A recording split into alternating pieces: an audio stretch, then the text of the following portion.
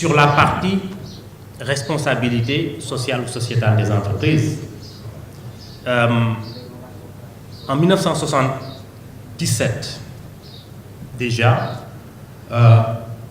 une déclaration tripartite sur les entreprises multinationales et la politique sociale voyait le jour, qui ne dit pas autre chose que ce que nous sommes en train de dire aujourd'hui, c'est-à-dire lorsque des entreprises multinationales ou des grandes entreprises opèrent dans un pays, dans une localité, dans un territoire, il y a une responsabilité vis-à-vis de cette communauté, vis-à-vis de cette localité, en termes à la fois de retour sur investissement, mais surtout d'accorder l'attention aux populations de cette communauté qui y vivent. Et c'est ce dont nous sommes en train de parler aujourd'hui en termes d'insertion sociale des jeunes à travers la responsabilité sociale d'entreprise. La Sodefitex mène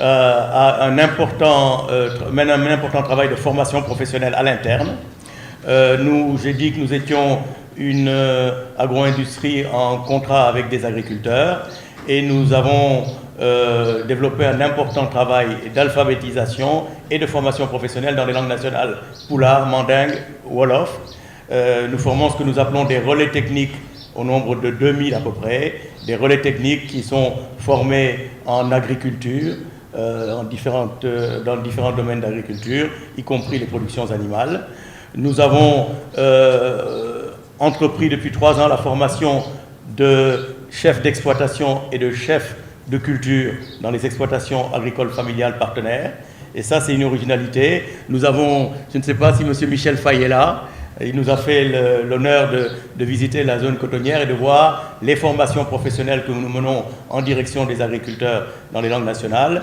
Et nous sommes en voie de certifier ces formations-là, de faire certifier par la direction de la certification. Pour ce qui concerne nos actions d'appui à l'insertion professionnelle, il faut déjà dire que nous sommes donc un employeur assez important, puisque nous avons 1000 collaborateurs. Et aujourd'hui, il faut retenir surtout une tendance à recruter des profils juniors pour pouvoir justement leur apporter une valeur ajoutée et les formater pour qu'ensuite ils puissent mener nos activités avec bien sûr les dernières technologies surtout et les innovations, parce que ce sont les jeunes qui ont les nouvelles idées. Pour ce qui concerne maintenant l'insertion professionnelle, moi je devrais dire qu'on a fait de la RSE bien avant ces dernières années, donc bien avant le lancement de la démarche scientifique qui a eu lieu dans les années, on va dire, 2011. Ça fait près de 2 décennies que Bolloré Africa Logistics, qui ne s'appelait pas comme ça à cette époque-là, accueille des jeunes stagiaires. Alors, au début, nous avions un nombre assez limité parce que nous voulions offrir une période assez conséquente. Donc, on était dans les 2-3 mois de stage. Et puis, on a vite compris qu'il fallait donner plus de chance à plus d'étudiants, plus de diplômés. Et donc, le concept d'appui au dispositif de formation, il s'est développé. Et aujourd'hui, nous avons plutôt orienté nos actions vers l'accueil de beaucoup plus de stagiaires. Pour parler de l'accompagnement de la DPME dans le cadre de la formation professionnelle, je vais peut-être prendre 2 aspects, le volet PME et le volet promotion de l'auto-emploi. Pour ce qui concerne les PME, ce que nous faisons habituellement, c'est de l'orientation vers les structures qui offrent des services de formation professionnelle et nous offrons une subvention de 50 voire 75% pour soutenir l'acquisition de nouvelles connaissances, de nouveaux métiers, de nouveaux savoir-faire. Et pour ce qui concerne le volet auto-emploi, nous accompagnons les jeunes à concrétiser, comme on l'a vu dans le film, leurs rêves.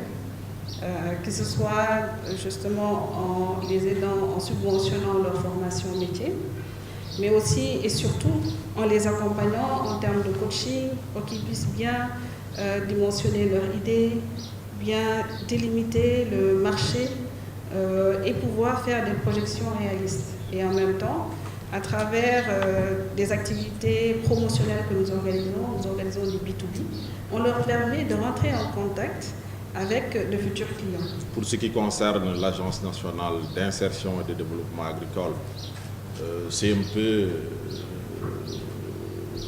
une agence dont la dénomination première était en réalité le plan de retour vers l'agriculture, un peu pour préciser.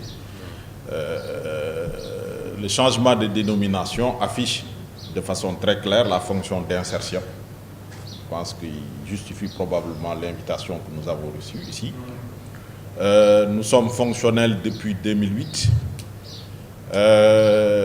Nous sommes donc chargés d'exécuter 2 missions. La première, c'est de promouvoir des exploitations agricoles où seraient insérés les jeunes ruraux de façon générale, hommes comme femmes. La deuxième, c'est de contribuer à la promotion de l'initiative privée dans le domaine agro-silvopastoral de façon large. En 6 ans d'existence, peut-être me faire un peu le porte-parole de Bachir, mon ami et frère Bachir, nous sommes un peu après la Sodefitex, la deuxième organisation du ministère de l'Agriculture à bénéficier d'une certification. Depuis 2012, avec le lancement de notre démarche responsabilité sociétale d'entreprise, nous avons voulu vraiment lancer un concept de partenariat durable avec des grandes écoles peut-être, mais aussi nous avons tenu compte des écoles qui sont à un niveau moins élevé, on va dire des écoles professionnelles, où certains diplômés, des étudiants qui sortent de ces écoles-là, sont nécessaires à l'exploitation de nos activités techniques. Je pense à la conduite d'engins, je pense à la réparation d'engins. Donc nous avons noué des contrats qui sont mutuellement bénéfiques à la fois pour ces écoles et pour les étudiants qui en sortent, mais aussi des contrats qui nous profitent car ils nous permettent de recruter des talents, de dénicher des perles rares qui nous permettent d'être à un niveau de performance toujours tiré vers le haut.